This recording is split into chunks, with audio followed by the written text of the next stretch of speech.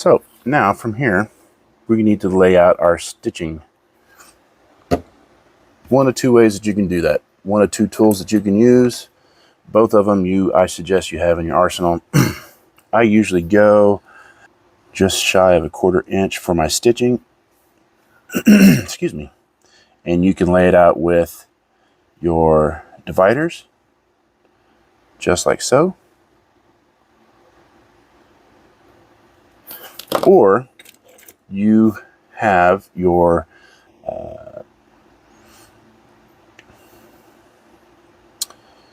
oh man, I'm drawing a blank. Can't think what this is. Or you can use your stitching groover. This stitching groover has an L piece, a little bracket that screws into the side. Let's see if this is the orientation it goes. And you find out where you want your stitching to go, where you want your line. You tighten that down, and then you can drag it across and take out a stitching groove. I'm not going to do that on this project, but that's another option, is to get your stitching groove, line it up, and then make a groove so that the threads actually sit down inside that groove.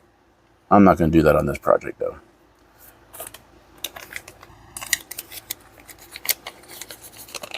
Yeah, why not? Let's do it. Who cares? Let's do it. I'll show you. I can't make up my mind. It's been one of those weeks. It's been one of those couple of weeks, actually.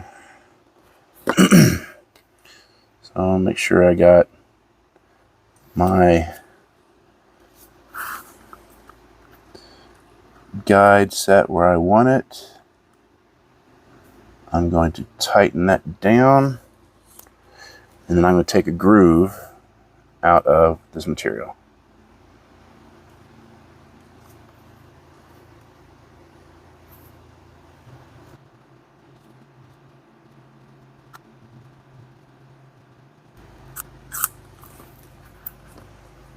So what that does, again, it allows your thread to lay down inside that groove to help protect it. Now, starting out, I would not suggest, going and getting a bunch of stitching chisels that are, some of the ones on Amazon bend and break and aren't worth what you spent on them. Good ones, $100+ I would just go get a stitching wheel. Some of them will allow you to change spacing on the wheel by replacing this this piece, but just a simple stitching wheel. And what you'll do, you will start with the point in one spot, and then you will just roll it down the mark that you've made, and that spaces out the pattern that you need to drill or punch holes. With this being so thick, I don't have any punches that will make it all the way through. So what I do is I will drill those holes out. And I always drill one hole past so that I can encompass this part. I'll wrap it around, and when I get to the stitching part, I'll show you that. I'm just going to drill these holes out. Y'all have seen that before. I'll show you the setup that I'm using, and I'll fast forward through it real quick. But it's simply just drilling the holes out and trying to make sure that they go perfectly up and down. All right, so this is just the little Dremel drill press that I have, because I don't want to have to go set up the Shopsmith and convert it into a drill press. So I just have this over here at my leather working station. But get you some kind of drill press so you can drill these holes out. Make sure you've got good lighting so you can see what is going on. That is so important, to have good lighting.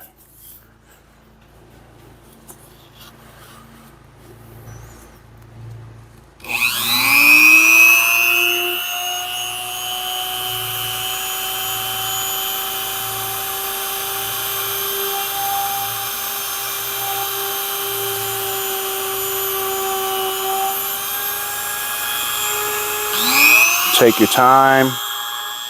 Try to make sure everything's lined up perfectly, up vertically, up and down, because if it's not, it's going to come out crooked on the back side.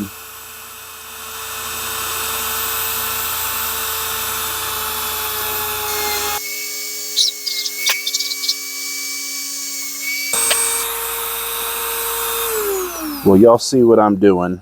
I'm going to go ahead and move the camera out of my way so I can get a better viewpoint of this so I don't mess up.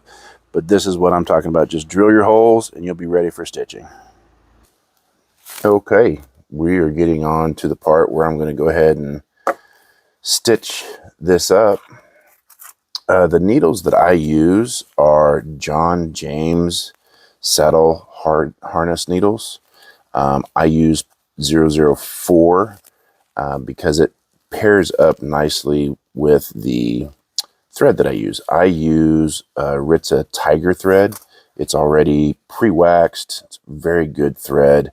And for the size, this is a, I don't know if we can see this, it is a 6mm thread, and it pairs up with the 004 harness needles. I will try and remember to put a link.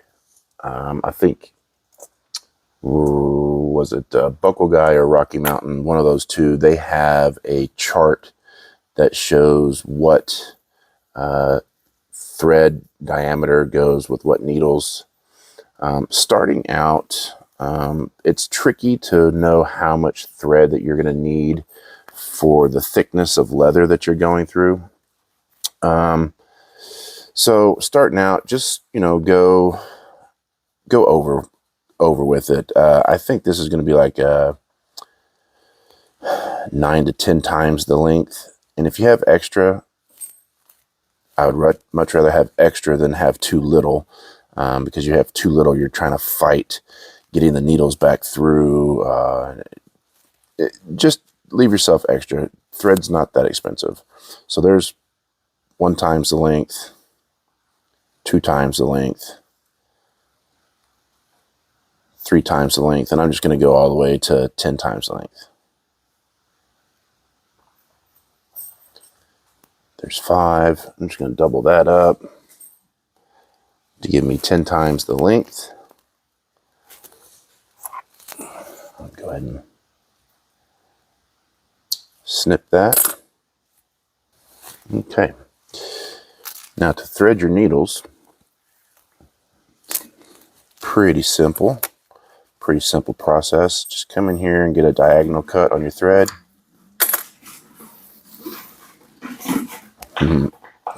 Remy's over there playing with the bottle. See if I can see what I'm doing. I'm just going to go through the eye with that thread. Hopefully everything's focusing where I want it. I'm going to come back and I'm going to pierce that thread. Come on. Pierce that thread. I'm going to run it down. And I'm going to snug it back up.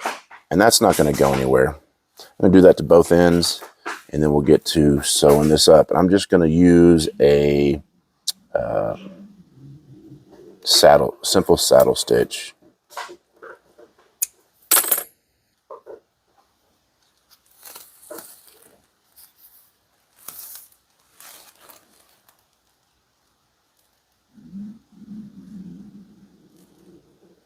Sounds like I should have had breakfast.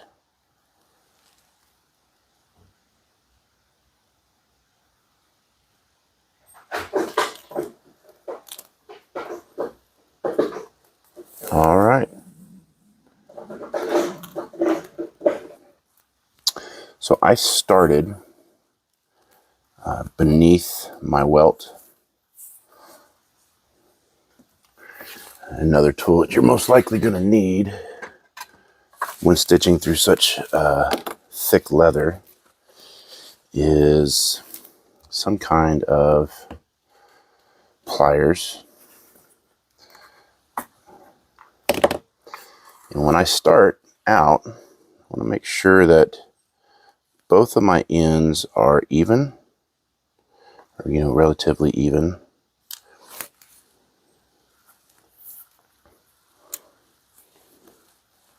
So we can see what I'm doing here. Hopefully everything's focusing. I came out the first hole, I'm going to the next hole.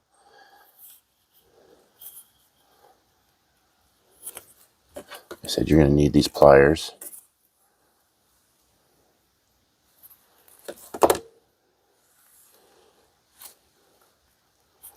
And on the first stitch, I do a double stitch twice. Let's see if I can get this where y'all can see. On a saddle stitch, if you're not using a stitching pony, I don't think a stitching pony is necessary starting out. Like I said, I've been doing this for 4 years and I've never used a stitching pony. I have used a vise to act like a stitching pony at one point, but I didn't find it very beneficial, especially for, goods that are, handheld. Now, if you're stitching long runs, maybe. So I did my first stitch. I'm coming back through the first hole. I'm doing a double stitch, the first two. Basically, that helps set it in place, and it's also aesthetic because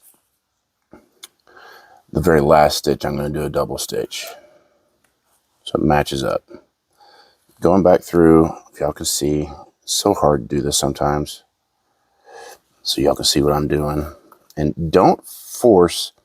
One thing that's good about these stitching needles, these John James, is they're sharp, but they're not like a regular sewing needle. They're rounded and blunt, but they're sharp enough that if you don't find the hole that you've already created, you will punch through your leather and come out where you don't want it to come out. So don't force it. You can tell that, I'm putting some pressure on it because there's multiple layers of thread in there now, but I'm not pressing hard enough that I know that I'm not in that hole and it's not going to come out where I want it to come out. Try to lay these stitches over so that they look nice and just give it a good tug. So I got my first double stitch. I'm going to go to the next hole, get some lighting over here so hopefully y'all can see what I'm doing a little better. I'm going to go to my next hole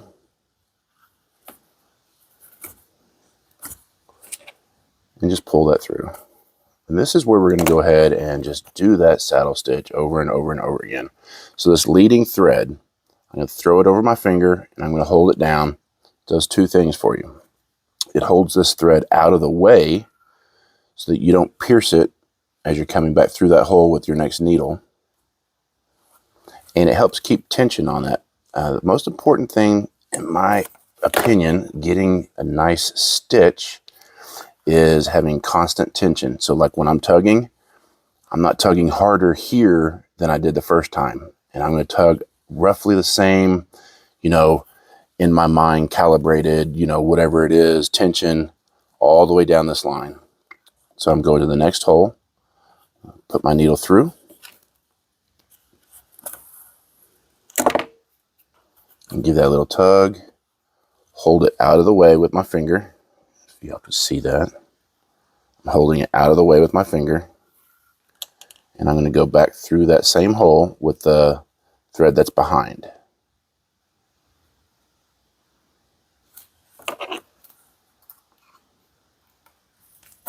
Saddle stitch is pretty simple. Very, very durable stitch. It's never going to come undone. But if you don't get your tension right, it's not going to look good. So now that I've come out, I'm going to go back through this hole again, the next hole. Give it a little tug. Hold it out of the way with my finger. Grab the thread that's behind it and go through that hole you just came out of.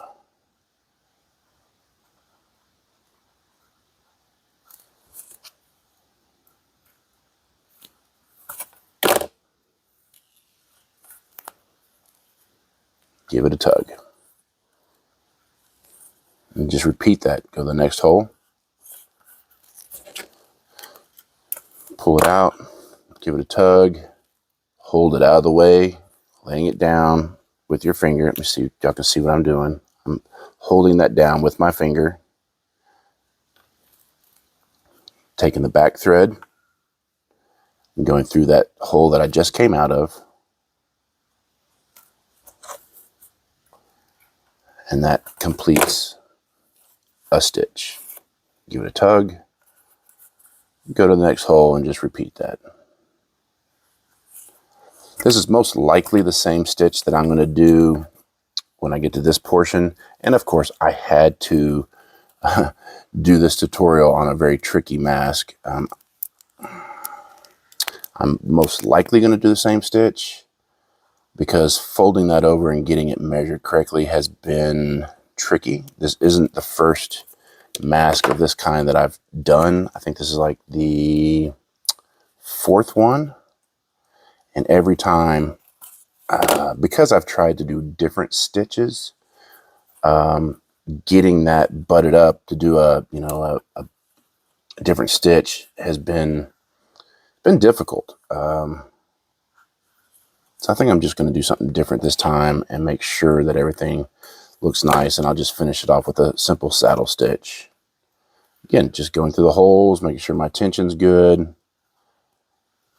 And you'll notice right away if your tension is not the same, because your threads will look different. They will lay different. They won't look the same. But there's something we can do at the very end of it to help with that. Just give it a tug.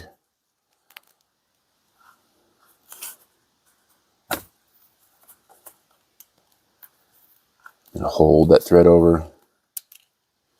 And I know that this is not focusing correctly because it's focusing on everything in the background. Let me try to, hopefully y'all can see what I'm doing.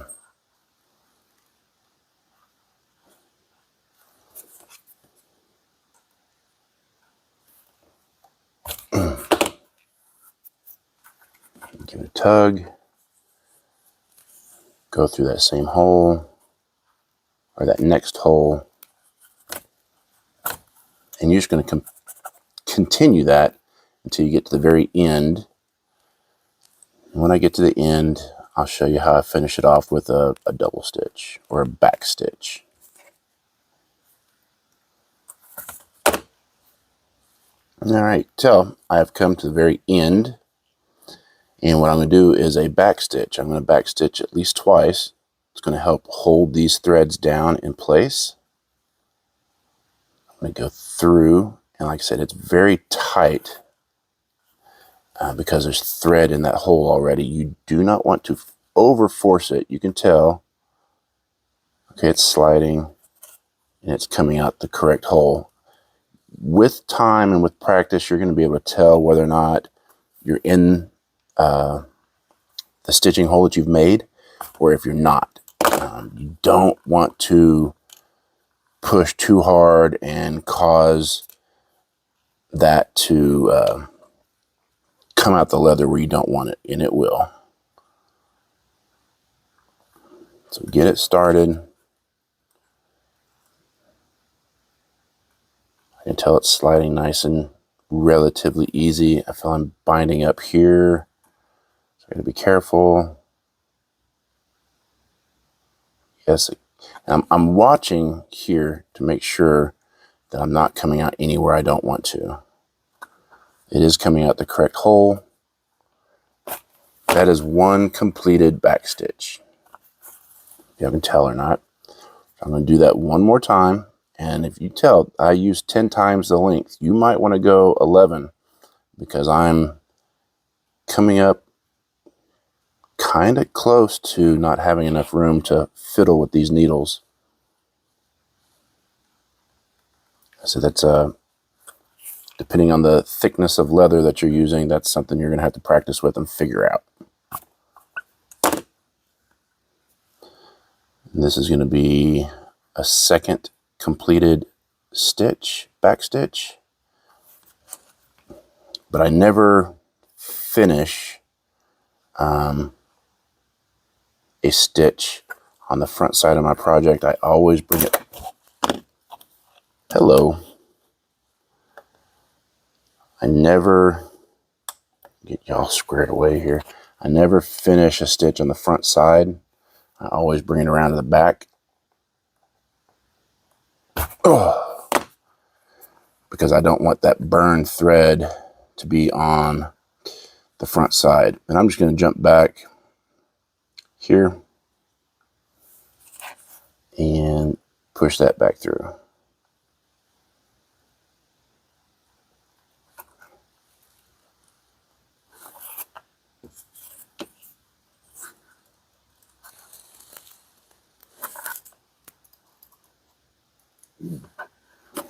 Sorry, I'm trying to let y'all see what I'm doing. Oh yeah, it's so, I'm glad that was my last one because I just ripped that needle off. So now that I've got my stitching on the back side, I'm going to trim it relatively close, not super close, not too much hanging out.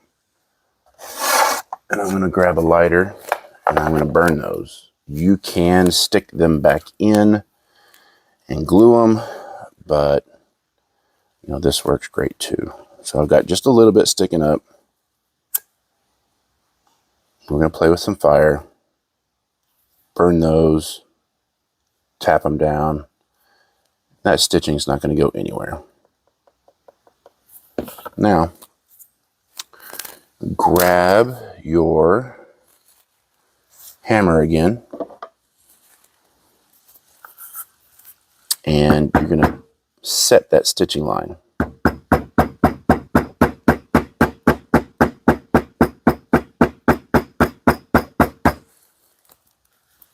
Just do it on both sides. You can tell, I don't know if you can tell or not, because I made that stitching groove, that stitching line is actually laying down inside of it. It is, I can feel it because it's barely sticking above it.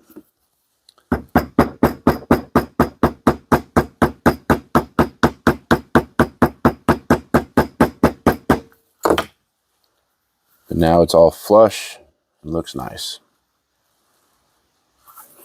All right, now to the next process. And this, I cannot tell y'all how much this is driving me nuts. I usually put my tools away as I go. It's driving me absolutely bonkers to have this mess in front of me. But to keep track of the tools that I'm using for this project, I think this is the way I got to do it. Now, we're going to find out where we're going to put our snaps. So the bit fits in there nicely. And bring this flap up. And I want 2 snaps on this. You don't have to, this is just me. I want 2 snaps on this. So I'm going to mark where my snaps go. I've got my snaps laid out. I do have a Craft Tool Deluxe Snap and Rivet Setter kit. Something you'll need to have to set snaps. Again, tools that you're going to have to do projects like this. They add up very quickly. I would suggest, highly suggest, if you're going to use snaps, that you practice with them and you know the orientation that they are supposed to go. Nothing like setting one of them correctly, setting one of them incorrectly, and having to drill it out and start over. And when you know the correct orientation, keep this piece so that you can reference it later on when you go to do another project a month, 6 months, 2 years down the road. Because if you're like me, you're going to forget. So looking at my test piece that I know is correct, I need back piece for the snaps, right? The back piece. I'm going to need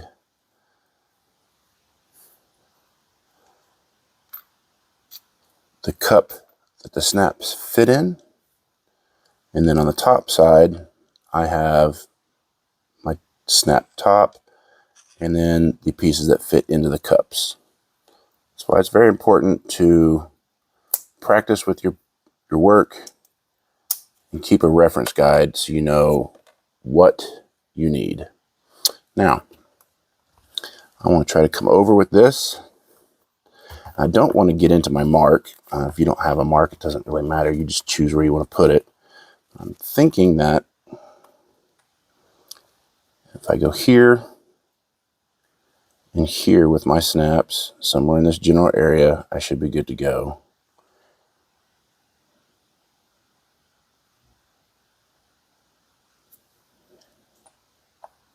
Another way I can look at that, I'm holding this down the best I can.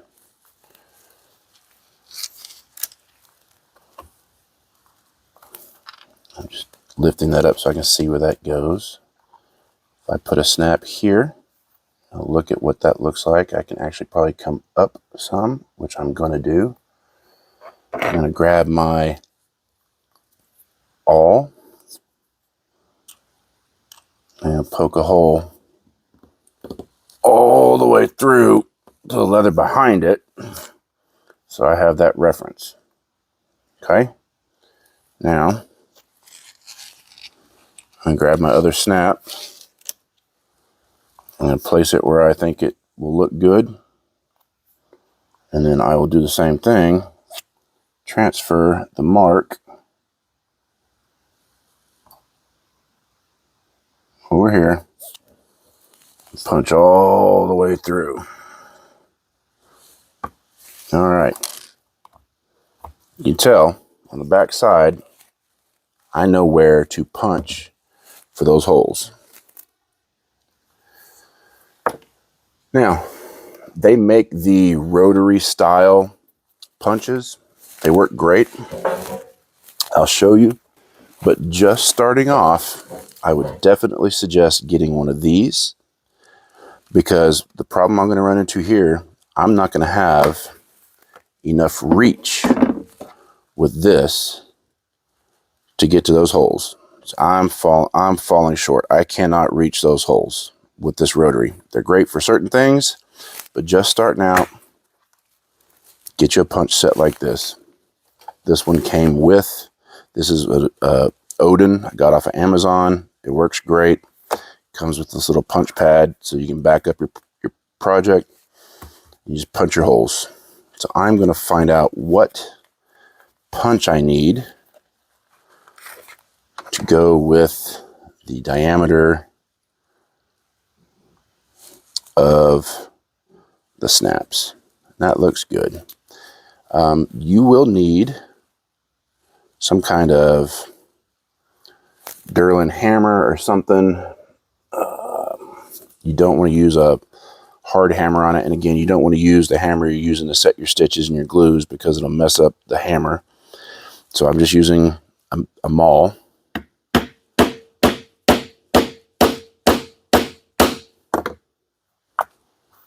And that didn't go all the way through.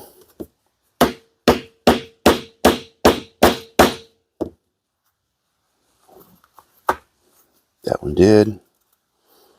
Come back over here, line it up.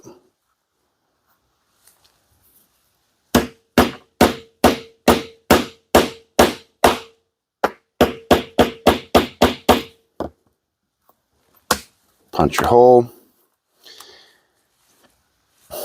And with this, you can tell that this setting tool set comes with an anvil. Part of it's dished out. That is for the snaps to fit in, so you don't mar those up. But it also has a flat side. So I'm going to stick these in here. I stuck those in there. I'm going to set the anvil down on top of it, holding them in place. And then the snaps go on top. Now for the setting tool, when you set these snaps, there's a way to do it. You walk it around like this, because if you just hammer straight down on it, you might mushroom it to one side or the other. So walking it around in this fashion will help mushroom that over correctly.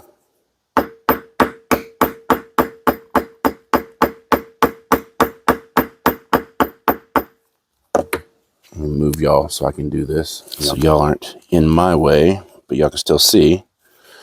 Make sure your anvil's behind and just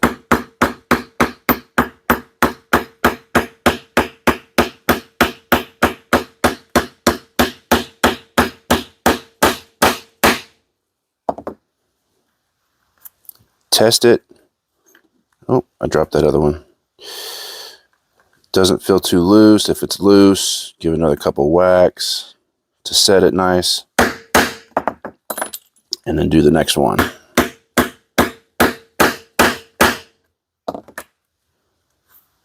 Okay, now you do want to be careful setting those. If you hit too hard, you can punch all the way through the brass or the metal that you're trying to fasten these to. Check them, make sure they're not loose. You're good to go. Sounds loose, but they're not. It's just your snap. Now the front side, I'm going to do the same thing. I'm going to punch out the holes for the snaps and then set those, not the tool I need. And then we'll do the same thing. I will just use the dished out portion of the anvil to protect the snap.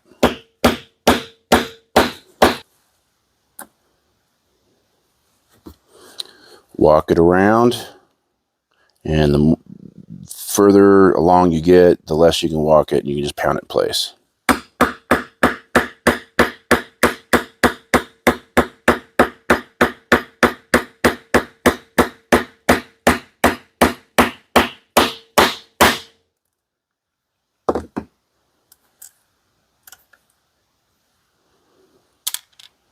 Did I punch through the leather? What did I do?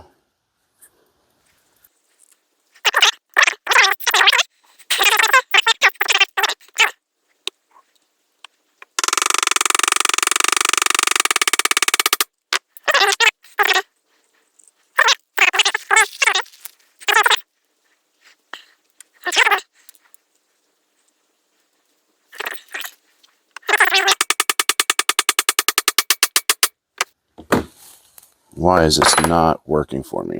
What is going on? Do I have the wrong setting tool? Have I screwed that piece up? What's going on? Let me figure this out. You know what? I think I figured out what I did. The very first time, I hit it too hard and I broke and punched all the way through that piece. I don't know if you can tell, there's a slight difference in the diameter. This piece has been ruined, and that's why I keep screwing up on those snaps. Oh man, but now that's stuck in there.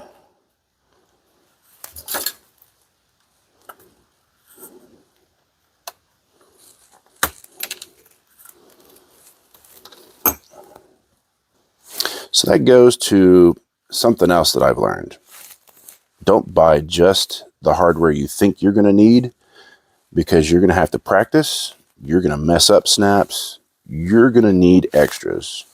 So buy you enough, that you're going to have what you need, keeping in account that you're going to practice and that you're going to mess up.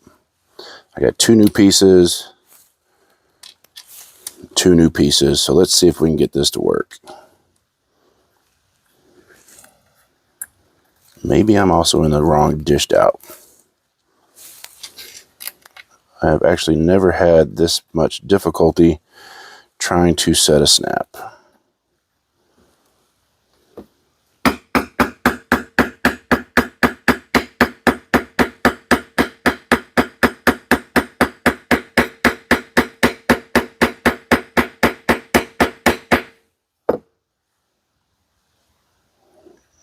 Okay, I'm checking it as I go.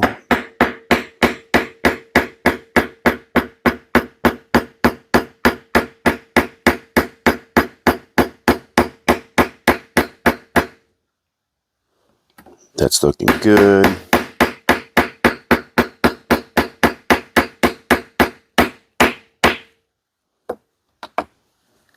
Is it solid? Yes, it is solid. Okay. So maybe what I was doing, and it seems like it fits in there, but I think this dished out portion was letting it sit too far in and not letting me set it.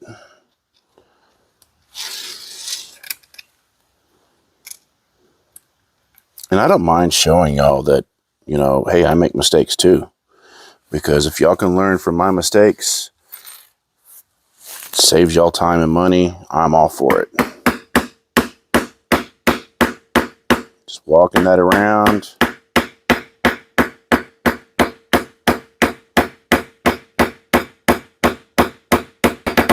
Check it as you go, knowing that you can punch too hard through it.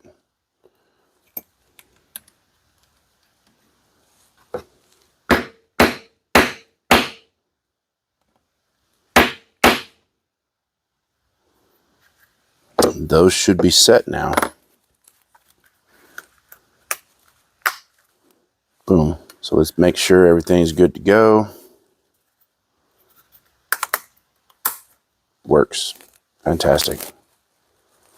So my next process is to figure out how I'm going to do this backside.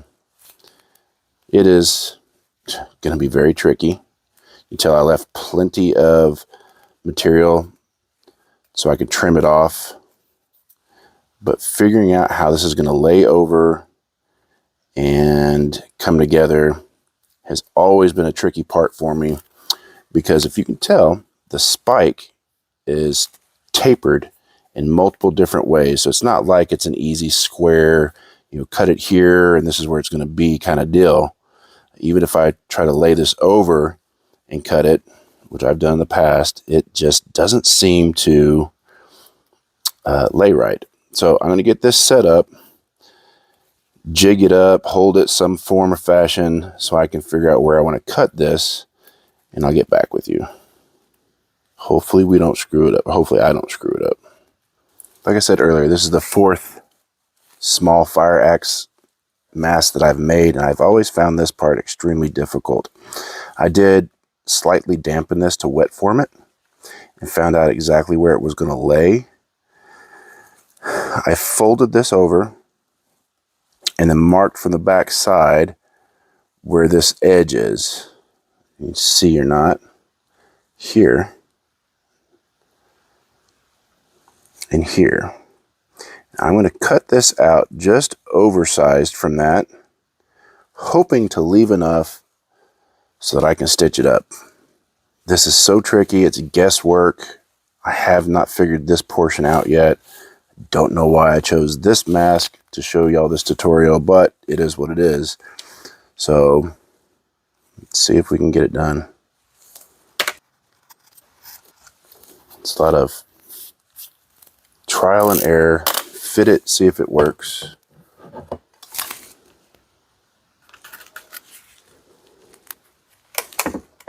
I mean, this is what you get when you do it for yourself. You get a custom piece.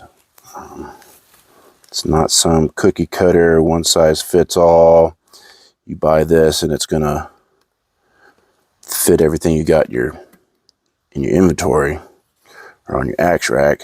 This is a custom piece that's made just for that bit. Okay, as you can tell, I still have plenty left over. I've got to decide.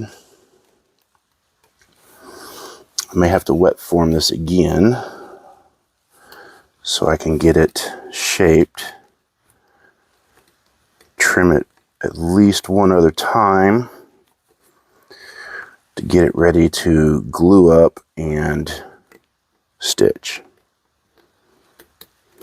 So I'm going to do that. I'm going to wet form it again, fold it over, trim it, and then we'll get to stitching it up, hopefully. Okay, I've wet formed this one more time, and I've got some binders on here, hoping to shape it as tight as possible around this bit. And when this dries, I will know where to trim and be able to burnish and stitch and finish this off. So once this dries, I'll come back and finish this off. One thing I need to do, and I haven't done yet, I need to line these binder clips with leather so they don't mark up the existing leather or the project. I didn't do that. One other thing I did not do was I did not oil and wrap this bit in cellophane to help keep it from tarnishing. So after I'm done with the wet forming, the very first thing I'm going to do is come back over this and clean this with some triple-aught steel wool and some oil to make sure there's no rusting or tarnishing.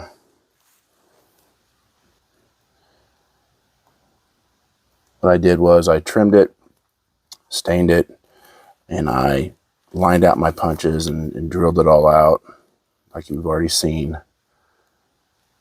Now I'm just trying to get everything to line up to sew it up.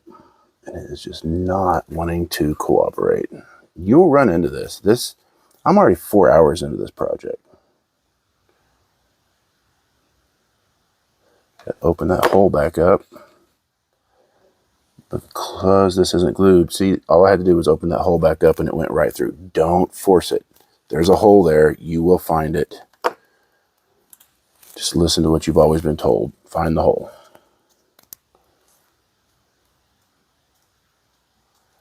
And I'm just going to continue down and do a saddle stitch all the way down. I was really hoping that it would form up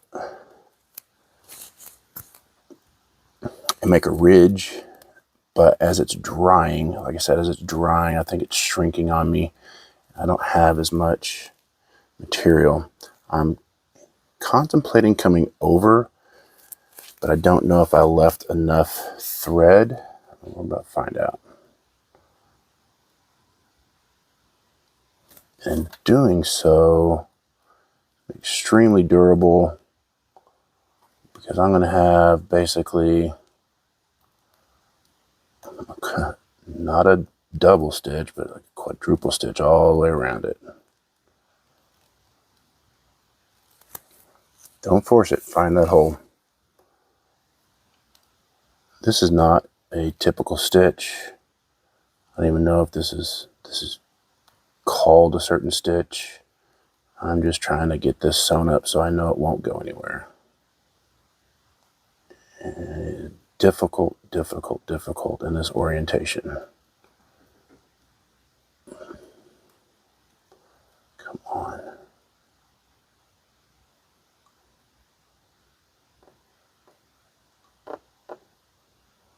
See if I can just maybe chase that needle.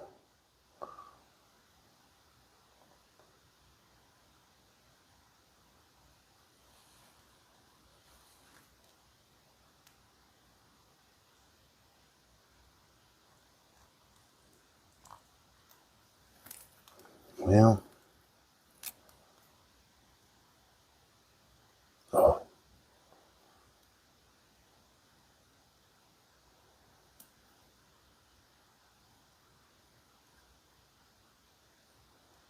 All right.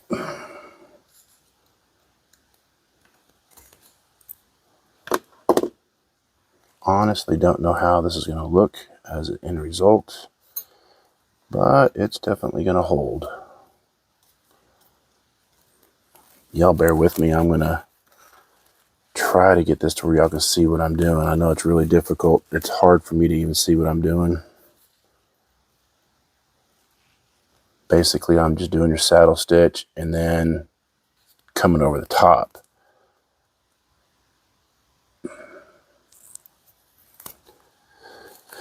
Y'all see what I'm doing. I know this video is going to be really long. I'm having to chase my hole here to get the needle to find where it goes.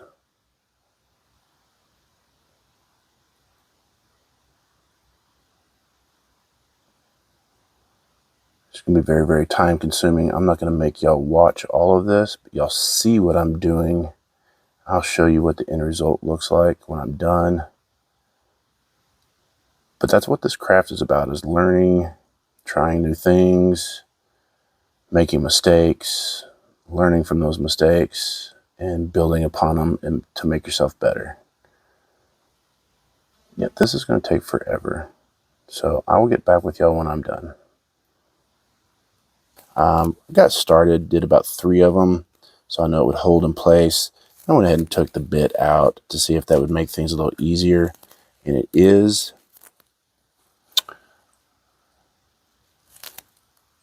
I'm just sewing it up like I normally would. I think the most important thing that I can relay to y'all while sewing something up is making sure you find the hole. You don't want to press through, especially when the leather's damp. It's very, very easy to press through where there's not a hole. So if you have to come back around the other side and open that hole back up, do so. Y'all can't see what I'm doing. This is so difficult to do and show y'all everything that I'm trying to accomplish. There, found the hole.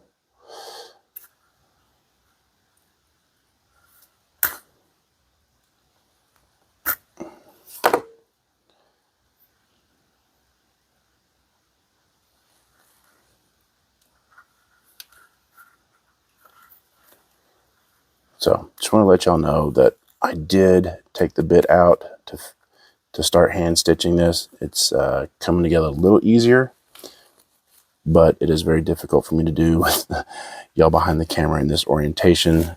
So unless I put y'all overhead, which would take about 5 minutes for me to set up, I'm just going to get back to y'all. I'm going to finish sewing this up and let y'all see what it looks like. Okay, go over a recap of the tools that I used. And out of all of these tools that I used to make this mask, there are only 2 on this table, maybe 3, that I would say are not 100% necessary. I did not have to dye the edges. And the stitching groover, while very nice to have and comes in handy, is not 100% necessary. And not necessary to have both knives, but if you're going to be in leather work, you want to have a good skiving knife, but it's not detailed enough to get fine cuts. So 2 knives. And I'm going to throw this stitching groover back in because I think that throughout your leather working, you're going to want that. And up to you whether or not you want to use dye to dye your edges. So let's go over what we got. First off, you're going to need a hard work surface, which is my bench. You use a table. I didn't cover it. You're going to want a good cutting mat so you don't scratch up your surface. I have the punches, hole punches. I would suggest a set like this because, as I demonstrated earlier, the round wheel punch does not always reach. Hardware of your choice. If you use snaps, you're going to need a snap and rivet setting set. Hammer, I demonstrated why having a smooth faced hammer is nice. Of course, you need a pencil and eraser for making your pattern. A good corked back ruler. Token oil is my preferred method. And canvas or blue jean material. You could use a wood slicker. I rarely use it. I have tried it multiple times, but I found that the canvas works a lot better for me. You're going to want a maul or a hard Durlin hammer of some kind with your stitching groover, which is good for, like I demonstrated, making fold points or carving out a stitching line so the thread lays down in it. You're also going to want dividers. Of course, you're going to have leather, needles and thread, something to cut the thread with, something to burn the ends of your thread. You're going to need it all. Comes in handy for marking your leather, roughing it up. Pliers of some kind to pull the needle through the leather because it does get difficult. Don't cheap out like I did. I got a very cheap set from the hobby store, and I have not been completely happy with them. These handles continue to slide on me and it comes apart. I'm going to get a new set. Edge beveler. For, like I said, for 6 to 8 ounce or, you know, 5 to 6 ounce leather, I would suggest probably a 4 or a 5.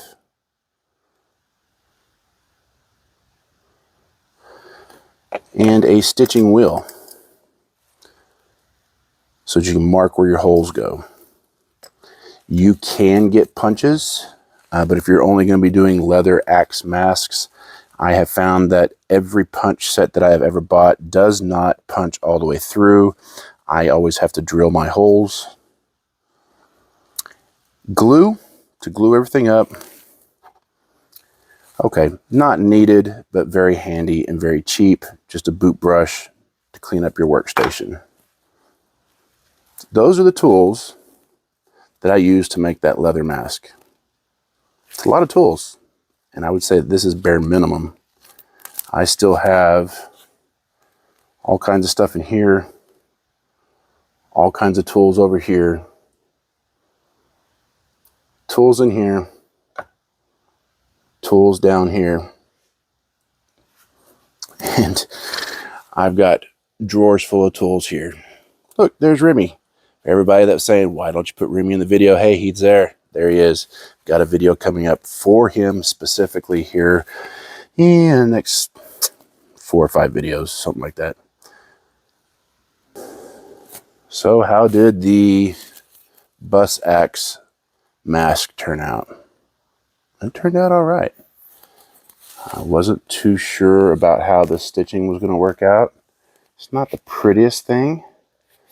Because it didn't, like I said, after I wet formed it, it started to dry on me. I should have wet formed it again and just stuck with a standard saddle stitch along the sides. I think it would have been a lot nicer. But like I said, this is going in the back of a truck. We beat around. It's not really prudent that it's, you know, extremely sexy. But the mask works really well. It just slides off like so. I think it's a nice design. For a one-piece mask, you just slide it back on, slide the bit up in there, the bit slides up inside of it, everything snaps into place. I think it turned out all right, looks good, and this is actually a gift for a friend, and it will be getting mailed out this week.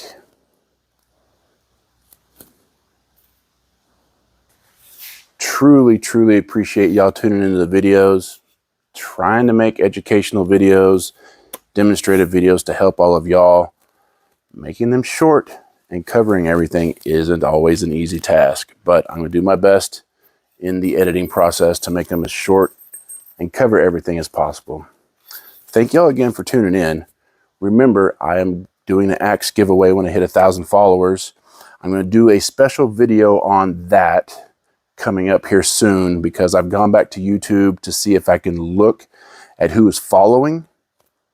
It doesn't give me a list of the people that are actually following. So I'm going to have to make a video where if you're interested in the giveaway, you go and like and comment on that video saying that you're in, so I can add your name to the list. That video's coming. Give me a couple of weeks, maybe longer, as I'm thinking I'm going to go ahead and finish the mask and everything for that and present the entire giveaway before I do that. So thanks again for tuning in. Hope you learned something. I know I do. Every time I do a project, I learn something new.